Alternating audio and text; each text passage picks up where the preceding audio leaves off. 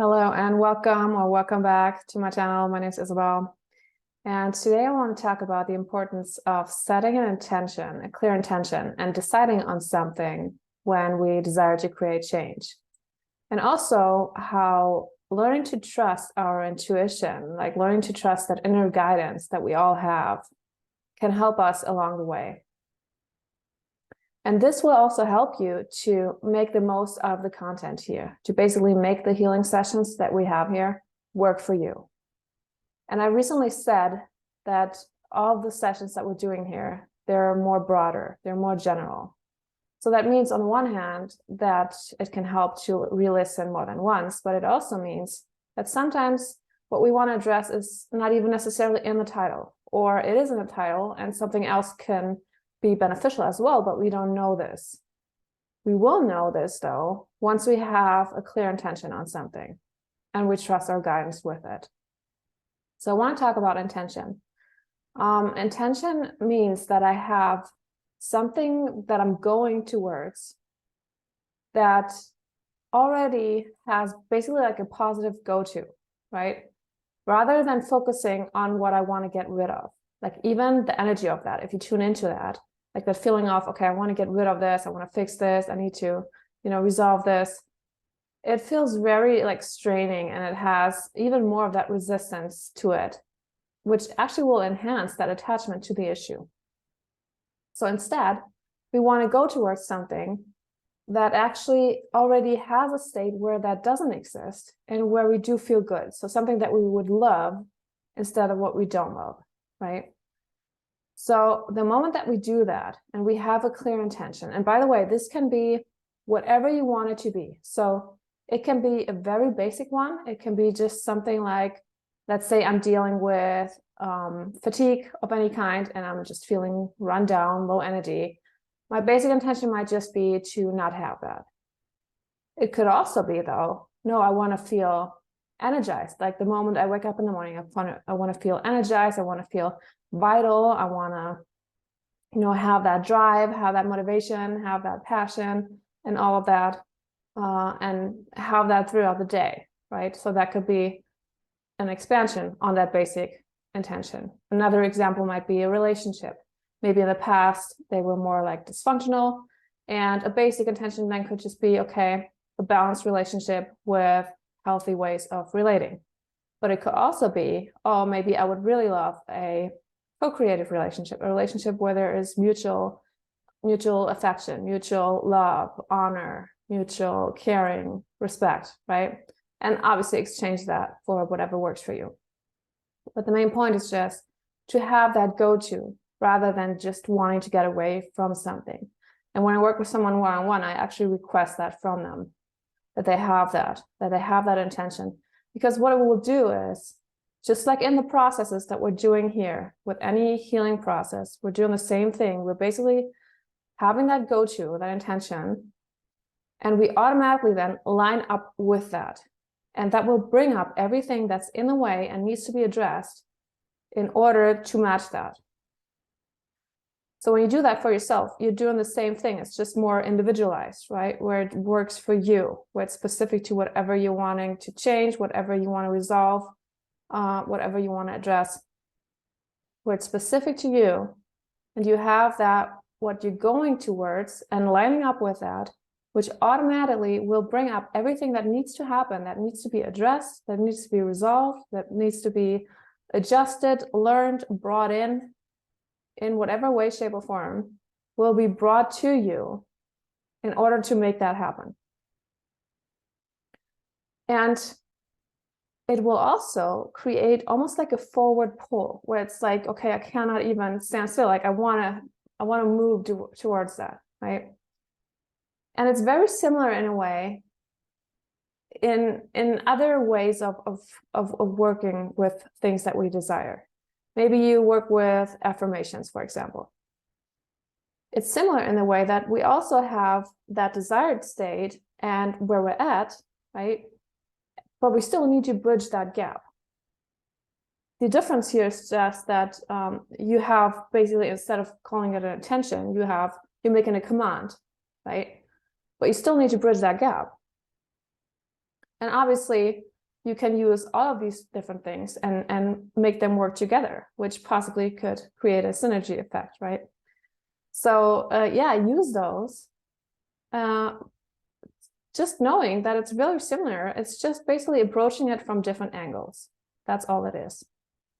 But yeah, once you have that clear intention, what it will also do is create the necessary commitment that you need to follow through, and that you need to basically have that attitude of, I'm going to do whatever it takes and however long it takes to get there. And that is important because sometimes we can get there very quickly and things will shift like almost instantly or within days or a couple of weeks. And other times it actually takes longer.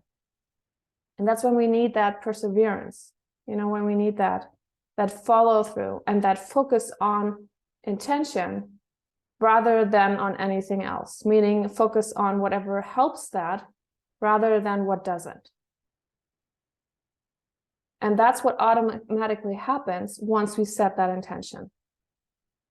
Now, on top of that, what I like doing is really deciding on that, or having someone really deciding on that. Because that's not just loosely choosing something, it's deciding on that, which basically what that does is it clears out any other options. And it doesn't mean that we're hyper-focused on, specific outcomes, but what it does mean that anything that falls short of that will just fall away as an option. So the moment that I decide on that, it's clear that that's where I'm headed. And it's actually going to bring about almost like, determination, if you will, but also like almost a form of relentlessness, where it's like, I'm going to keep going and I'm not going to budge. I'm not going to just settle for less. I'm not just going to stop halfway and settle for breadcrumbs instead. And that really helps along with that too, because we don't want to settle for less, right? We want the whole package. We want whatever we would love, and not just getting rid of the bare minimum. So yeah, doing those things. And then in addition to that, learning to trust our knowing, learning to trust our guidance. And again, we all have that inner knowing, that felt sense of, yeah, that, or no, that's not for me. And when we learn to trust that, because it comes up, all the things that we need to address, they are brought to our intention. But we need to be able to hone in on that and be like, okay, I feel drawn to this for whatever reason. I don't even need to know, but I trust that that is what I need at this point. I trust that that is going to be my next step. Or related to the clearings, I trust that that is going to help me in addition to what I'm already doing.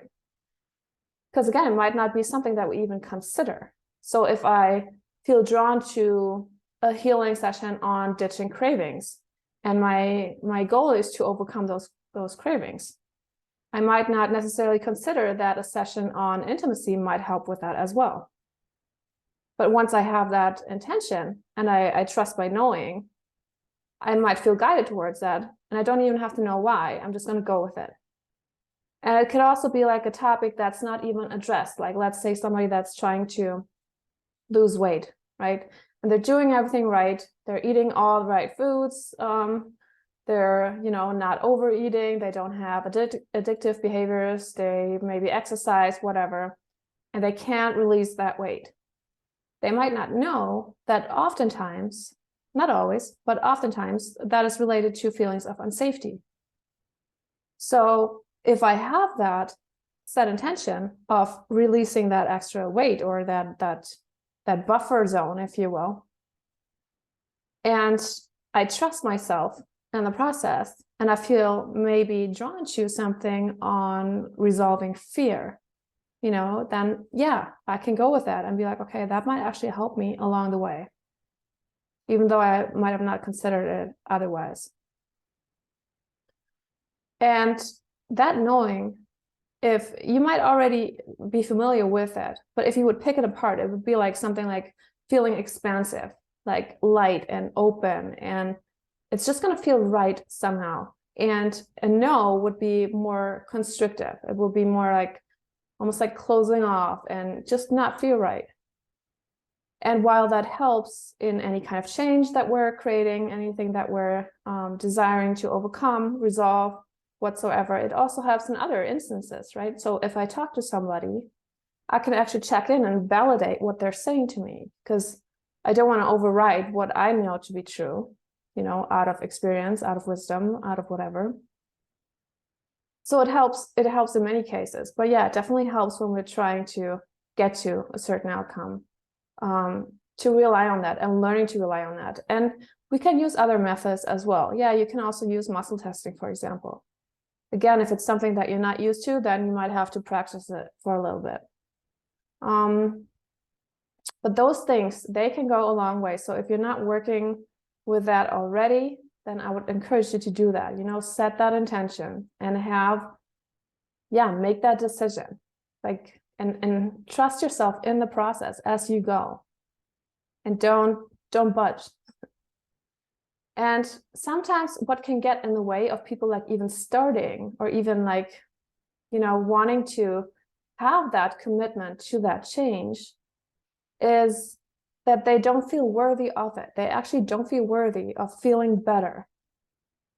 So if that shows up for you, where you're like, okay, I can't even get myself behind that intention, I can't even get myself to do that, maybe consider that that's something that's going on, and then address feelings of unworthiness first. Why are you feeling unworthy of that? Or what also can happen is that there's a huge fear of that change and the consequences.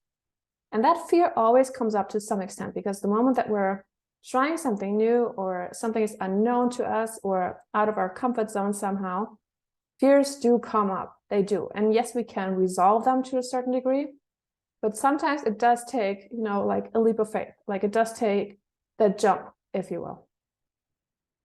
And usually when we have that go-to, when we have that clear for ourselves, we automatically, if you will, build up the courage that it takes. Which courage, as you might have heard, it doesn't mean that there's no fear. It just means that we feel it and we do it anyway. And that comes up then. We just naturally come up with that. However, sometimes it's so big, to begin with, that I don't even want to go there. I don't even want to consider the change or the risk. And I'm saying this because I had this recently. I ran into someone and they were just telling me about a struggle they had. It was physical, and I was relating it to things non-physical that could play a role in that. And I could see even in the conversation where they were drawing back, because they didn't even want to consider the change it might bring into their relationship, the way it might have affected their relationship, because they were in a beloved relationship, in a partnership. So if that is going on, and that fear is so huge, somebody would actually rather, stay with where they're at, and even though it doesn't feel good at all, than making that move forward. So if that fear is really big, that's another one to address, given that there is a certain willingness to make those changes. And that is something that it always takes. It always takes a certain degree of willingness. Not necessarily readiness, because we might not feel ready a lot of times, but we can get there along the way. It does take willingness though, and it does also take a little bit of feeling able, if you will, because sometimes it's just not the right time for something. I might feel I want to really change something in a certain area, or face a certain challenge, but really all of my energy, all of my attention, all of my focus is on something else. And that has priority. And I might not have any resources for this other topic at that point. And then it's actually helpful to admit that to myself and be honest about that, rather than saying, no, I'm just going to do this anyway. Because what happens then is, when I just want to do it no matter what, even though I really can't, I don't have the capacity right now, then I'm not going to follow through. And I'm going to lose trust in myself, because I can't trust what I say. And I'm also going to feel out of integrity, because my actions, they don't match my words. So instead, then it can actually be helpful to say, I'm not going to do this now. I'm just going to focus on whatever needs my attention. Knowing that always somewhat ripples through also, because everything that we do also affects everything else. And then come back to this one once I do feel able to do that. So yeah, those are really the main points I wanted to bring in for today. So if you're not doing this already, have a clear individual intention for yourself. You know, that goes beyond like the broad topics that we have on here. And then really work with that, decide on that, and trust your knowing, because only you know, and only you can know. Nobody else can know what is right for you and what is best for you at any given moment but you.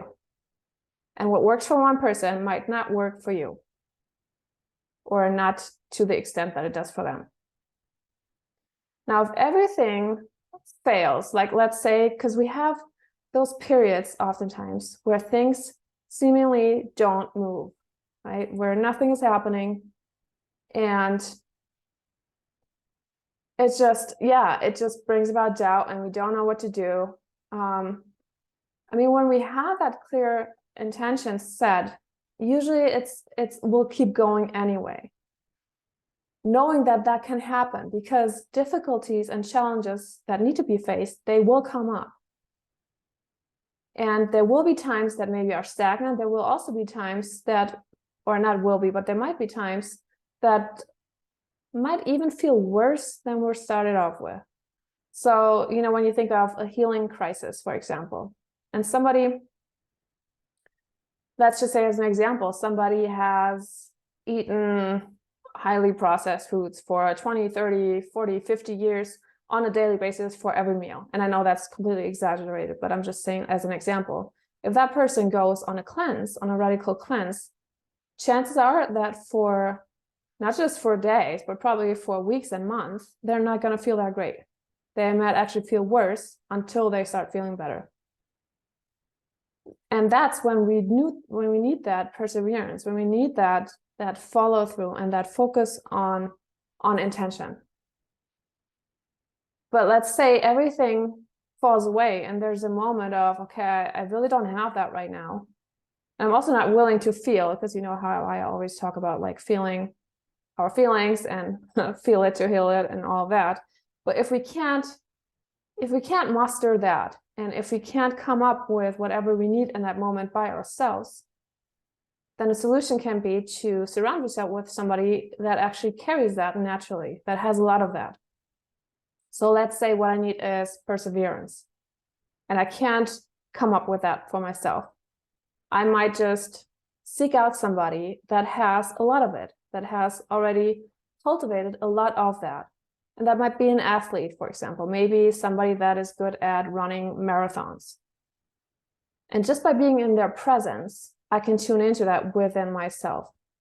Maybe it's that intentional focus and I watch, I don't know, Tiger Woods or whoever. I mean, you might know that better than I do. Yeah, surrounding ourselves with them and actually tapping into that. It could be anything. It could be a movie, right? Maybe you need more resilience and watch Gladiator. Maybe you need more lightness of being and watch some children's movie, or maybe it's a song, some music that gets you there. Anything or anyone that holds that energy or that holds that quality that we need in that moment, so that we can tap into that for ourselves. And we naturally do automatically in their presence, tap into that and amp that up within. So if everything else fails, that's still something that we can do. All right, those were the main points for today. Yeah, I encourage you to try that out if you're not doing that already. Yeah, and then work with that, and also work with that related to the content on this channel so that you get the most out of it and make it work for you. So thank you for being here, and I will see you in the next one. Take care.